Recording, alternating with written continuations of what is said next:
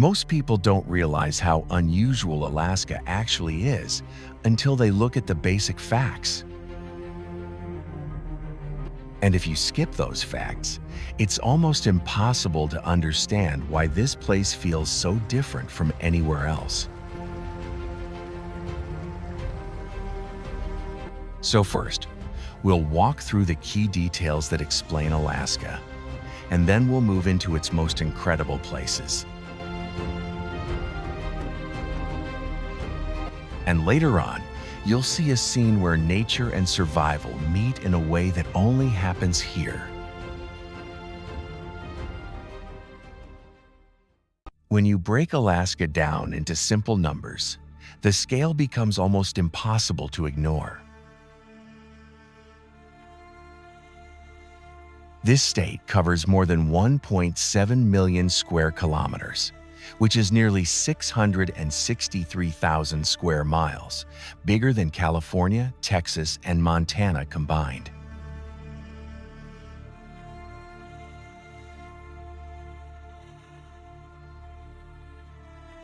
And here's the part people often miss. Despite that size, only about 730,000 people live here. That's fewer than many mid-sized American cities.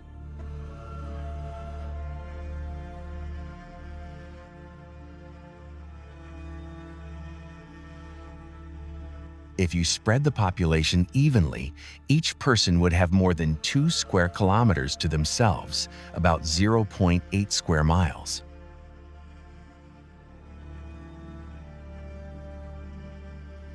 But here's where it gets interesting. Alaska is not empty because it's remote. It's empty because it's difficult.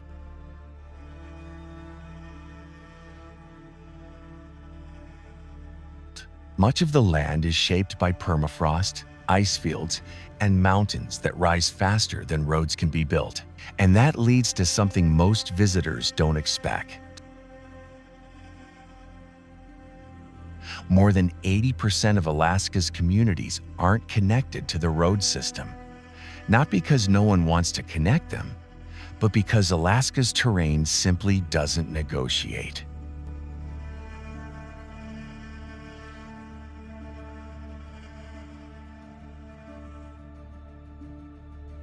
And that creates an unusual cultural outcome. People fly everywhere. Small planes land on gravel bars, frozen rivers, even on beaches when the tide is out.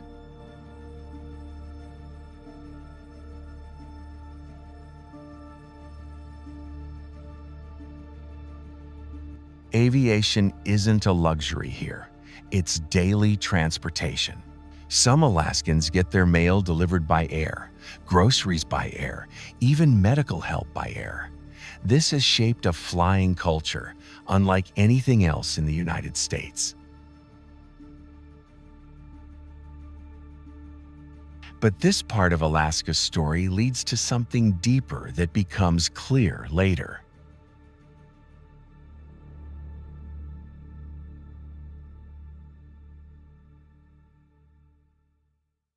Alaska's infrastructure challenges aren't just about geography. They're also about geology. This state sits on the boundary of the Pacific Plate, one of the most active tectonic zones on Earth.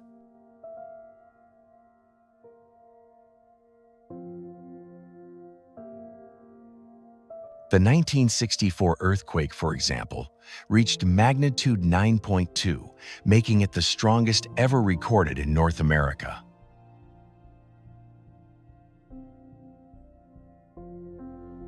Entire coastlines shifted by several meters, forests sank, and towns dropped below sea level in minutes.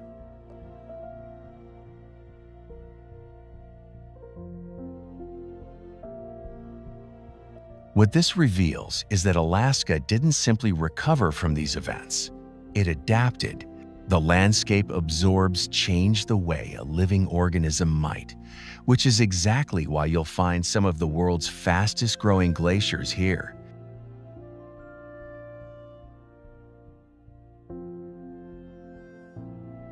And Surprisingly, some of the fastest shrinking ones too. This contrast often confuses visitors, but it makes sense when you know the temperature swings. Winter temperatures in the interior can drop to minus 50 degrees Celsius, which is around minus 58 degrees Fahrenheit, while summer in the same regions can climb to 30 degrees Celsius or 86 degrees Fahrenheit.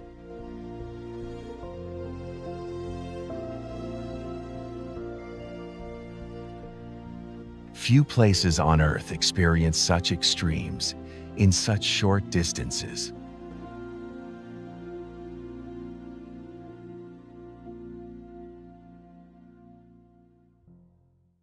Speaking of extremes, here's another detail that shapes daily life. Alaska has some of the most dramatic daylight variation in the world.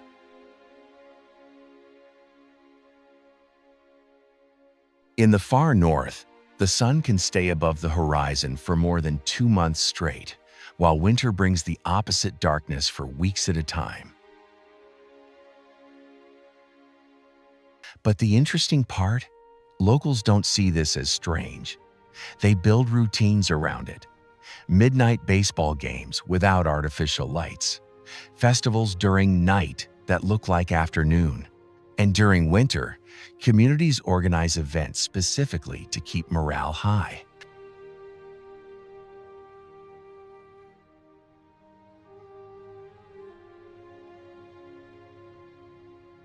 Now let's shift to wildlife, because this is where Alaska becomes even more unconventional.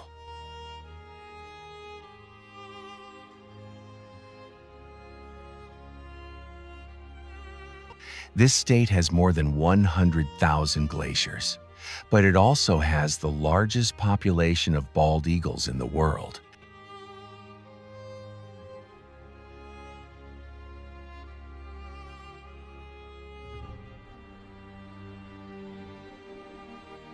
Moose here can weigh 700 kilograms, nearly 1,500 pounds, and the number of bears, black, brown, and polar combined, is estimated in the tens of thousands.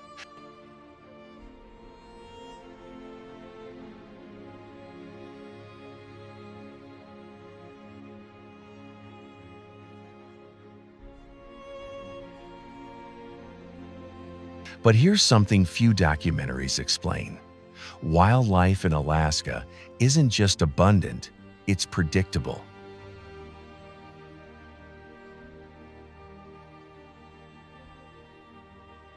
Migration patterns follow almost mathematical precision.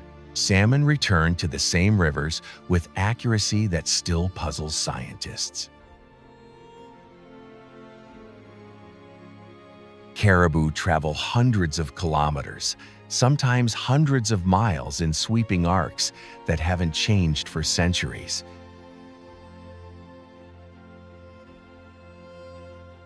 It's one of the few places where ancient animal behavior continues almost untouched.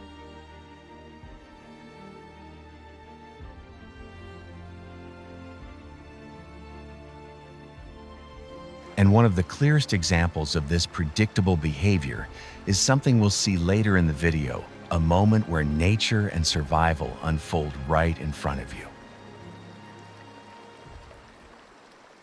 Here's a lesser-known curiosity. Alaska has one of the most unusual tax systems in the United States. There's no state income tax and no statewide sales tax. But many residents receive an annual payment called the Permanent Fund Dividend, which can range from hundreds to thousands of dollars depending on oil revenues. It's a reminder that Alaska's economy is built on resources, oil, minerals, fisheries, and that its relationship with the land is practical as much as it is emotional.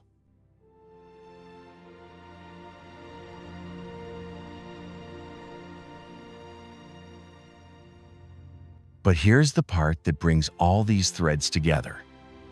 Alaska is a place where extremes stack on top of each other.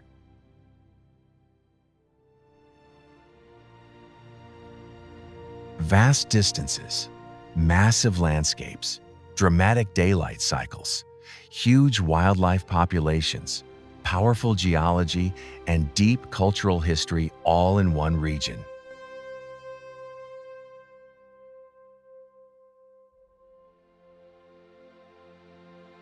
And understanding these fundamentals makes every place you'll see next more meaningful. Because now, when we move into Alaska's most remarkable locations, the scale, the behavior, and the contrasts won't feel random anymore. They'll feel like pieces of a much bigger, more connected system.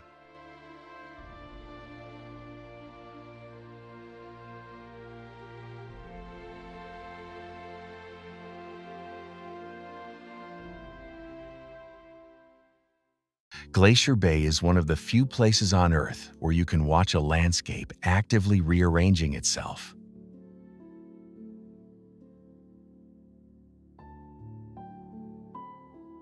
The bay didn't even exist a few centuries ago.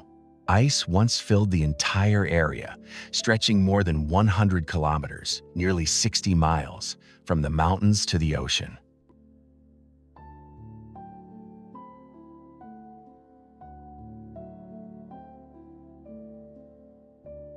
And what makes this place so interesting is how fast it changed. In just over 250 years, the glacier retreated more than 100 kilometers, creating the deep fjords, cliffs, and channels we see today.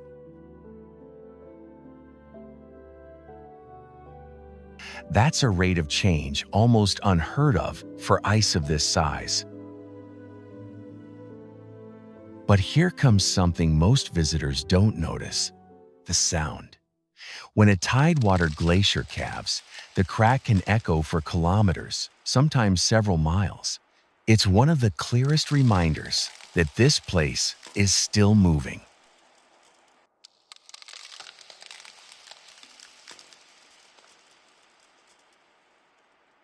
And that movement becomes even more noticeable as the journey continues.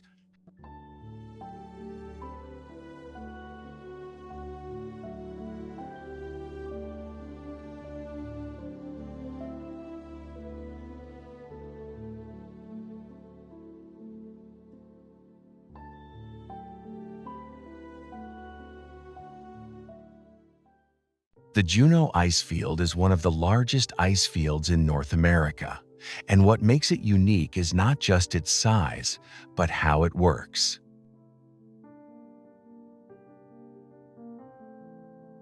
It stretches for more than 3,900 square kilometers, roughly 1,500 square miles, feeding over 40 glaciers that flow like slow rivers of compressed snow. The Mendenhall Glacier is the most accessible of them, about 21 kilometers long, nearly 13 miles, and constantly reshaping the valley around it. One of the most interesting features here is the ice cave system that forms when meltwater carves tunnels beneath the glacier. These caves aren't permanent. They shift, collapse, and reform depending on temperature, sunlight, and seasonal flow. Visitors often focus on the glacier itself, but the surrounding landscape tells an even clearer story.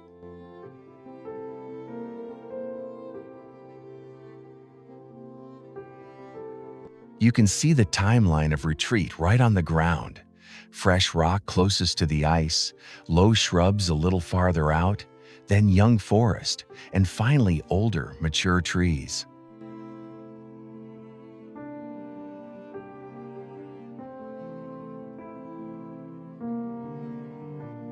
It's ecological succession in real time. And just as this landscape evolves step by step, the journey also moves into a place shaped by a very different kind of history.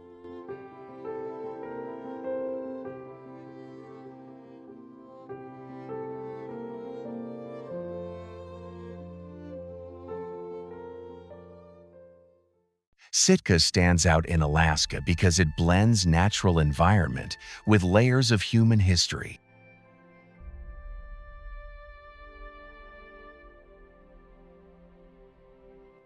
For thousands of years, this was home to the Tlingit people, and you can still see their influence in totem poles, carving traditions, and community structures.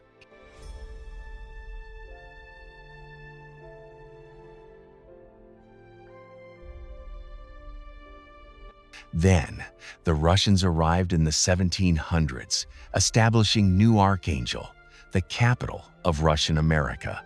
That's why Sitka has a mix of indigenous, Russian, and American elements that rarely appear together anywhere else.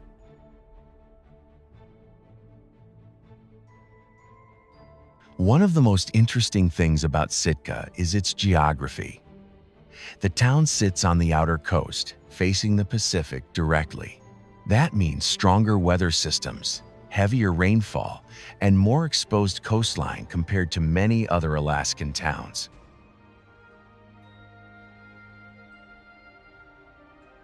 The nearby volcanic peaks, including Mount Edgecumbe, also create dramatic elevation changes right next to the ocean.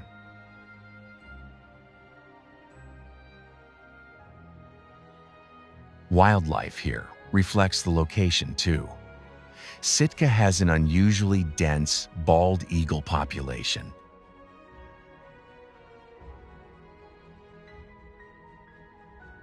And the surrounding waters are rich in marine life, sea otters, seals, and migrating whales.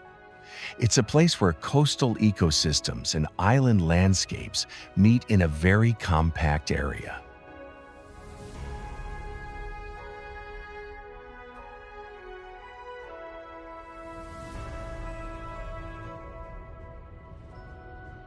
And as the journey leaves this blend of cultures and coastline behind, it moves toward a region where the terrain begins to tighten and the rainforest becomes even more dominant.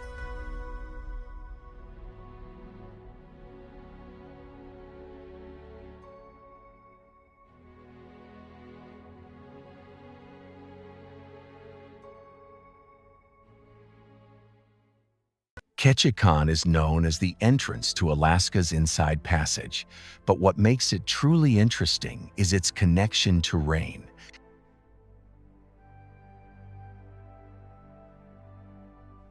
This area receives more than 3,800 millimeters of precipitation per year, around 150 inches, making it one of the wettest towns in the United States.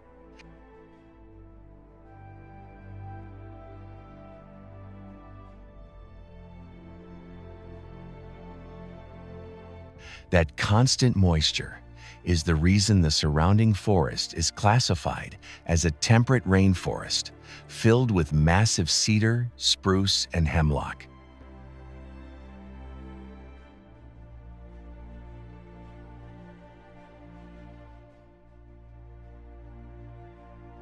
The city is also home to one of the world's largest collections of standing totem poles.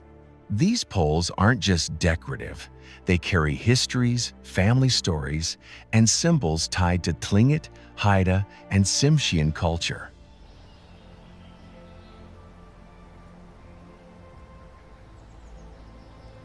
Many of the carving traditions seen here are still practiced today. And then there's Misty Fjords, a huge wilderness area just east of town. Steep granite walls rise more than 900 meters, nearly 3,000 feet above narrow inlets.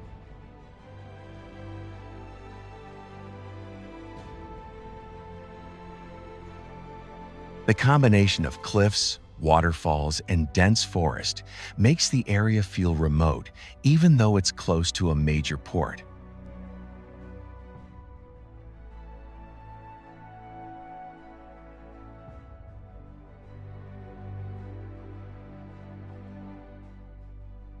Ketchikan is also one of the best places to observe salmon runs.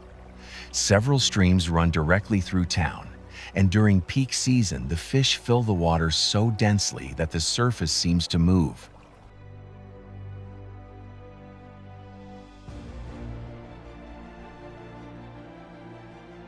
And from these narrow, rainy channels, the journey continues toward landscapes shaped by entirely different forces.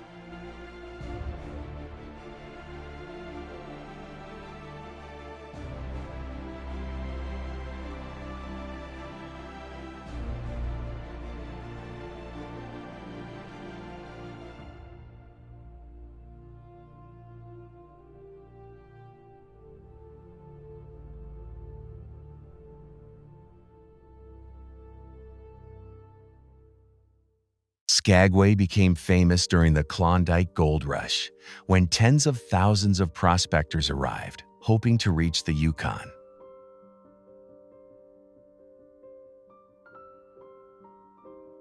What makes this place especially interesting is how fast it changed.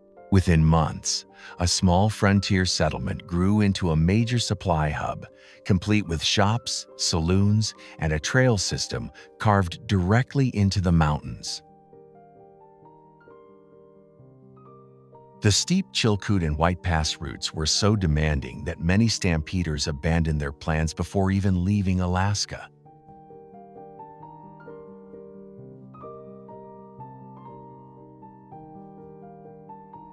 One of the most notable engineering achievements here is the White Pass and Yukon Route Railway, completed in 1900.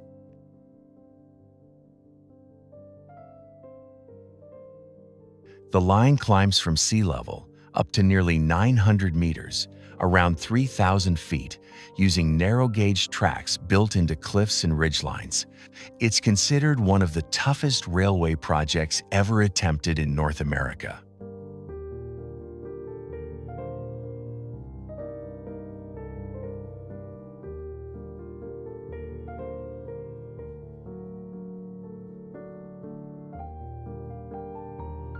Skagway today preserves much of its Gold Rush-era layout, with wooden boardwalks and restored buildings that reflect what the town looked like more than a century ago.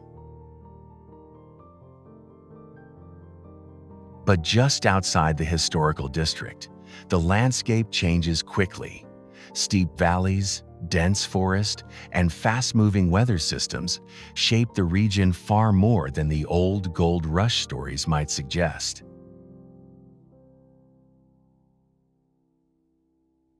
And as the route continues, those natural elements begin to dominate even more.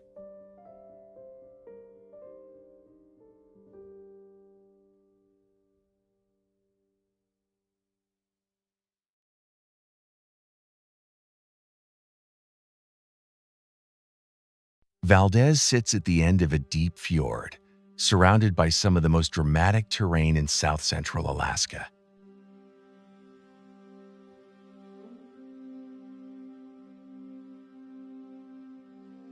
The town receives heavy snowfall, often more than 7.5 meters, around 300 inches each winter. That level of snow is partly responsible for the many waterfalls and steep avalanche paths that shape the area.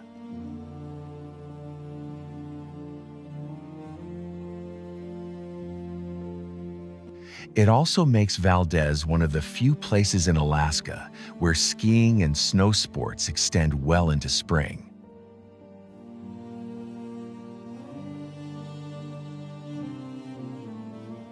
The surrounding mountains hold several glaciers, including the massive Columbia Glacier, which has been retreating rapidly in recent decades.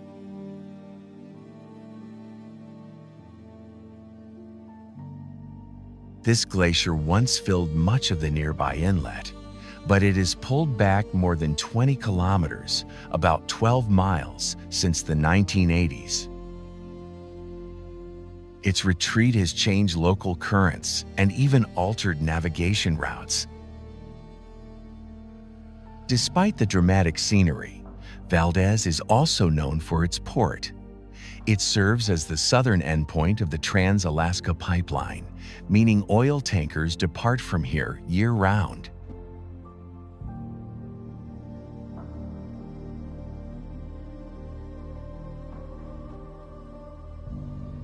This creates a rare contrast. A small coastal community with both a major industrial role and immediate access to remote wilderness.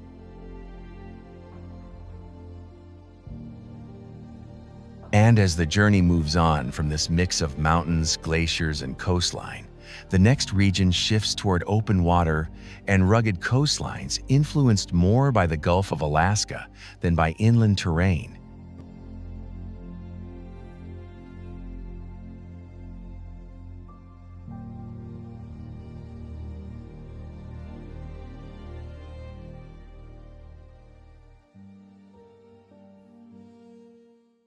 Seward is one of the most accessible coastal towns for observing Alaska's marine ecosystems up close.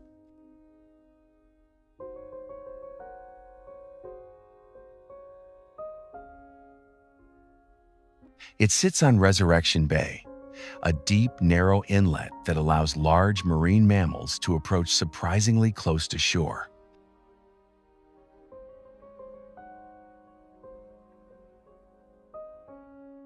Humpback whales, orcas, and sea lions frequently appear here, especially during summer when the bay fills with baitfish.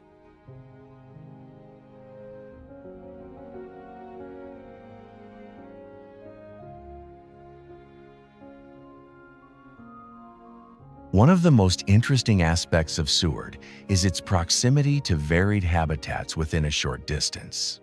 The bay descends to depths of more than 300 meters, nearly 1,000 feet, meaning cold, nutrient-rich water rises to the surface. This upwelling supports a rich food chain, which is why wildlife sightings are so common.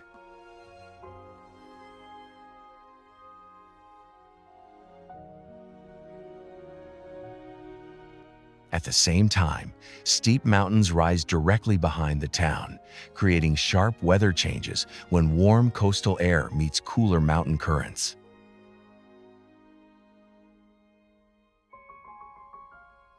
Seward also has a long maritime history. It served as a major port during World War II, and after the 1964 earthquake damaged parts of the waterfront, many areas were rebuilt according to new safety standards that still shape the town's layout today.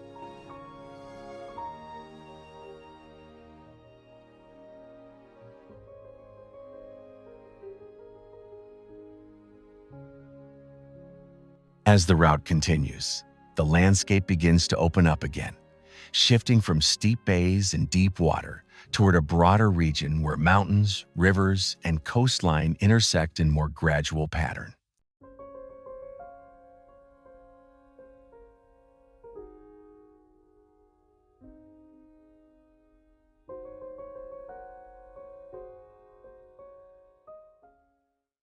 The Kenai Peninsula is often described as a compressed version of Alaska because so many ecosystems appear here in a relatively small area.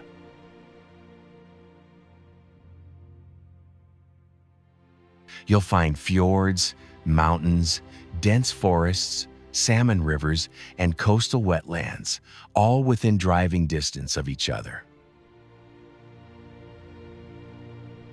One of the most interesting features is the peninsula's salmon system. Several species return every year, creating migrations so large that some rivers can appear to be moving even when the water itself is still.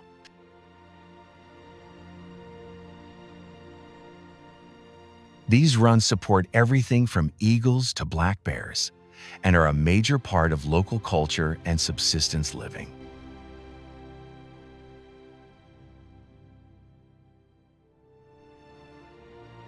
The peninsula is also home to a significant stretch of the Harding Icefield, which feeds numerous glaciers that flow outward toward the coast.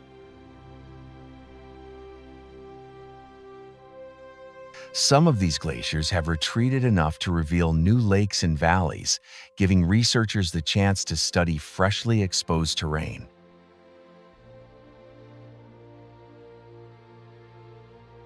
But what really sets this area apart is how quickly the terrain changes as you move along it.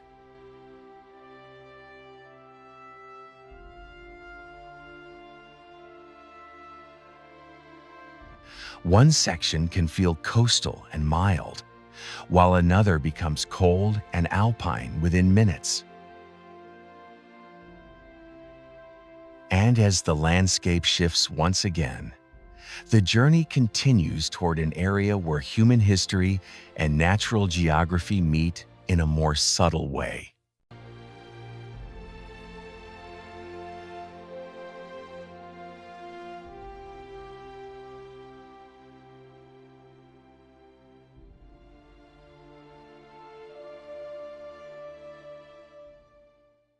Anchorage is Alaska's largest city, yet it sits right against a massive mountain range, the Chugach Mountains, making it one of the few urban areas in the United States where wildlife regularly crosses into neighborhoods.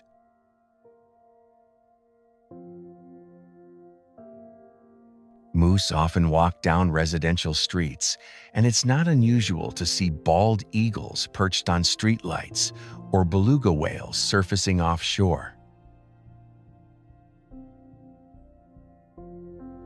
This overlap between city life and wilderness is one of the defining features of Anchorage.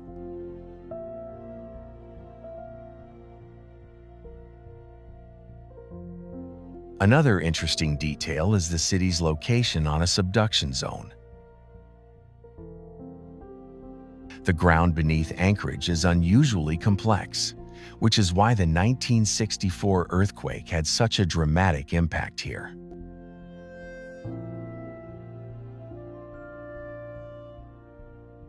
The quake reshaped parts of the coastline, altered drainage patterns, and changed the long-term development of the city.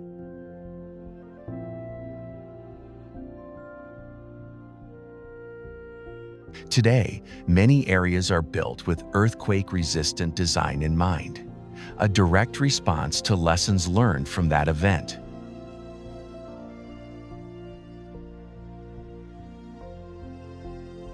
Anchorage is also a logistical hub. Most goods entering Alaska pass through here, and the airport is one of the busiest cargo airports in the world due to its strategic position between North America and Asia.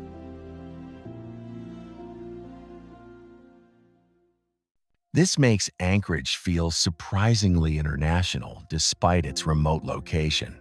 And as the route moves away from this mix of urban activity and wilderness, the landscape begins to lean back towards smaller communities shaped more by mountains and open terrain.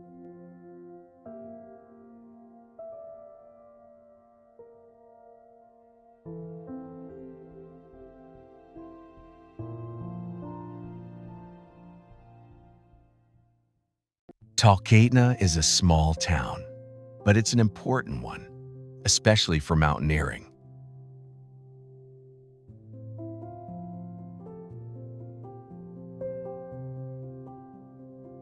Many climbers attempting North America's highest peaks gather here before heading into the mountains, and the town has developed a unique aviation culture because of it. Pilots routinely fly supplies, gear, and climbers into remote airstrips and glacier landing zones, navigating conditions that change quickly with altitude. One of the most interesting aspects of Talkeetna is its location at the meeting point of three major rivers, the Susitna, Chulitna, and Talkeetna. These rivers drain massive sections of interior Alaska, carrying sediment, glacial meltwater, and seasonal runoff. This creates distinctive braided river patterns, complex networks of shifting channels that look almost geometric from the air.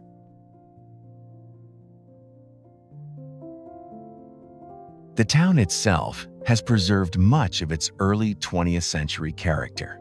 Historic buildings, small shops, and local lodges reflect the area's early aviation and railroad history.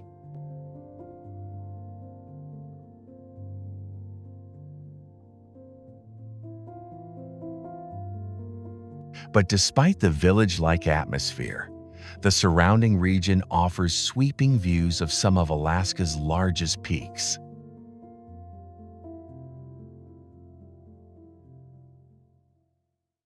The weather here can shift rapidly, which is why aviation forecasts are treated almost like daily essentials.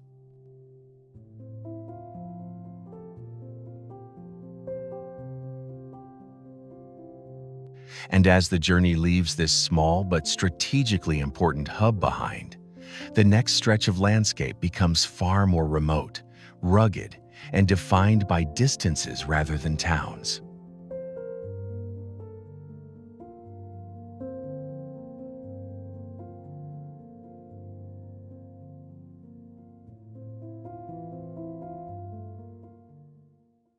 Denali National Park covers a vast section of Alaska's interior, but what defines it most is scale.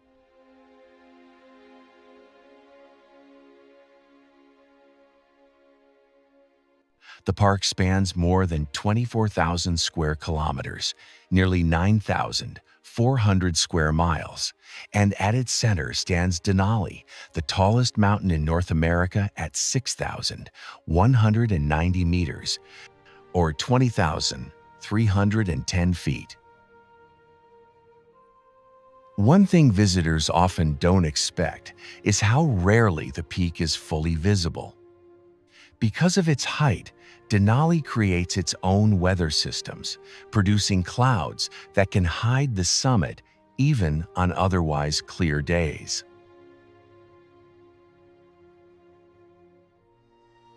But the mountain isn't the only reason this place matters. Denali is one of the few regions in the U.S.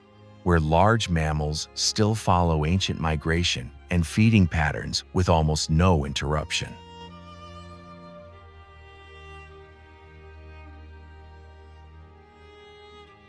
Caribou herds move across the tundra in wide arcs, wolves maintain large territories, and grizzly bears dig for roots on open slopes during summer.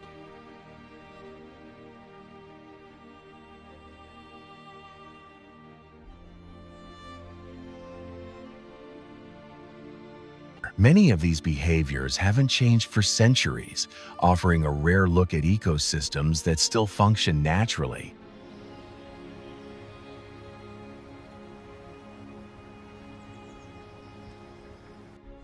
Another interesting aspect is the park's single road. Only one main route cuts through the landscape, and most of it is closed to private vehicles. This design wasn't accidental. It's meant to reduce human impact on wildlife.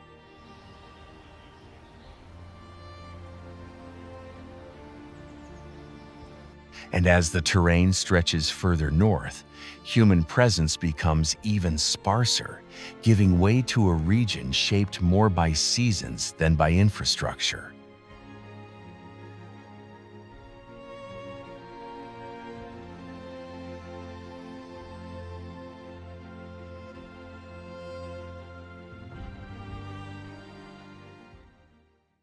Fairbanks sits near the center of Alaska, where the interior climate shows its full extremes.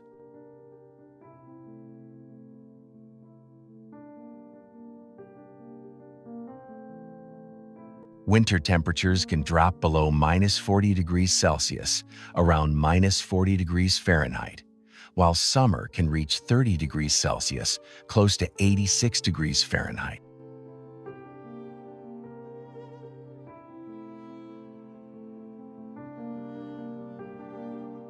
These shifts create a unique environment where permafrost, boreal forest, and river valleys all intersect.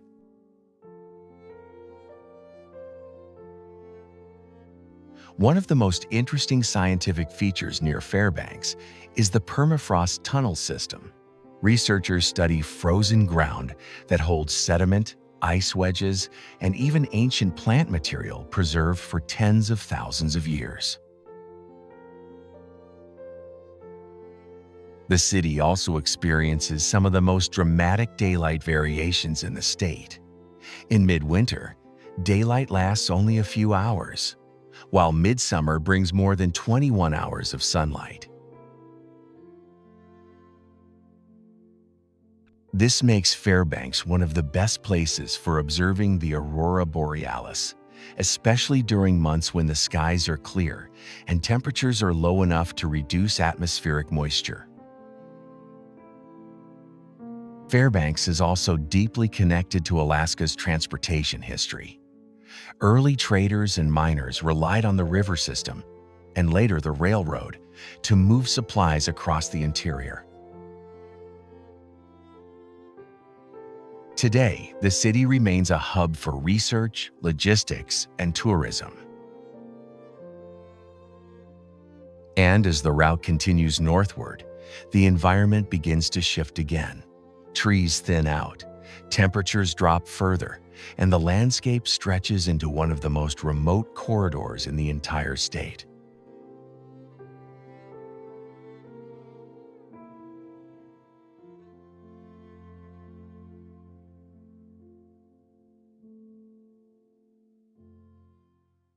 The Dalton Highway is one of the most isolated roads in North America.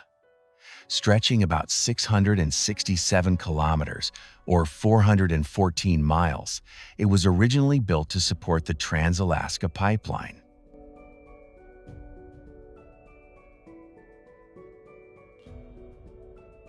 What makes this road especially interesting is how quickly conditions can change. Drivers can move from paved surfaces to gravel to snow-covered stretches, all within a short distance.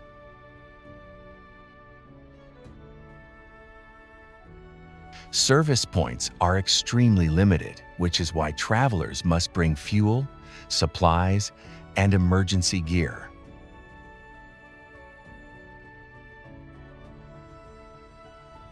The Brooks Range adds another layer to this region.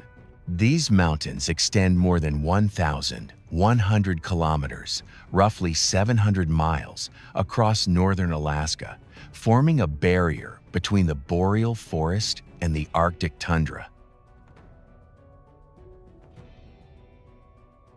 The range influences weather patterns, wildlife migrations, and even vegetation boundaries.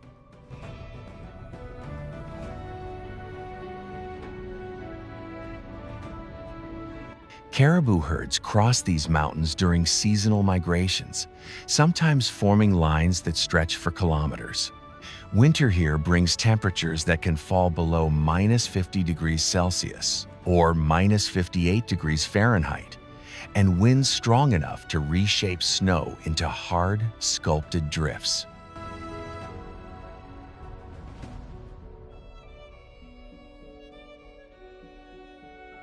Yet the area remains crucial for studying Arctic ecosystems, especially the transition zones where forest gives way to tundra.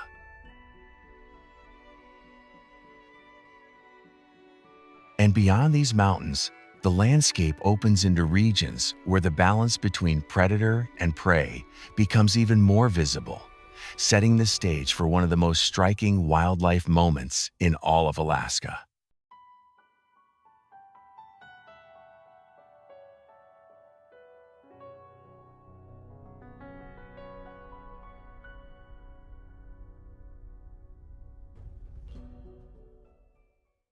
Brooks Falls is one of the clearest examples of how predictable and ancient Alaska's wildlife patterns can be.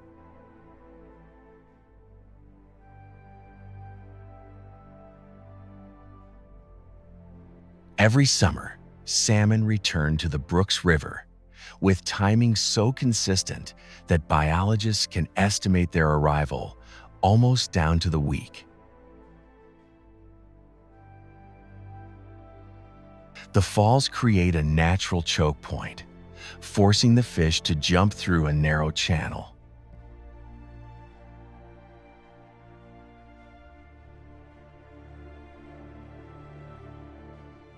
That single geological feature is the reason this place has become one of the most recognizable wildlife sites in North America.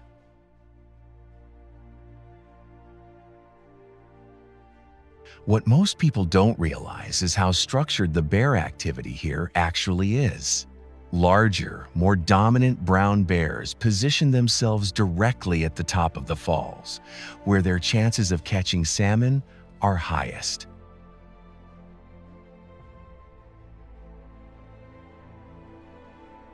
Younger or less experienced bears stay downstream, where competition is lower but the rewards are also smaller. This creates a natural hierarchy that's easy to observe and requires no human interference.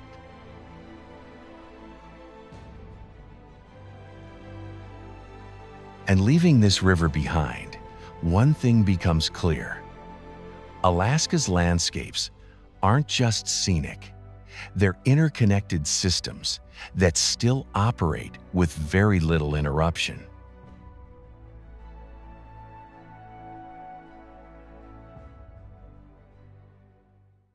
Alaska stands apart because everything here still works on its own terms: its mountains, its wildlife, its seasons, even its history. Each place we've seen is part of a larger system shaped by distance, climate, and time.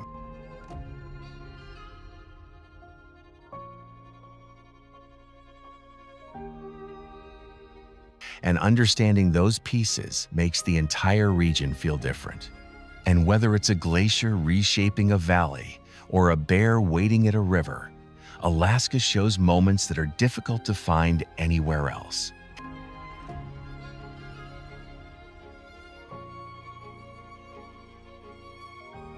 If you enjoyed exploring this part of the world, there's much more ahead. Each place tells its own story, and the next one might surprise you even more.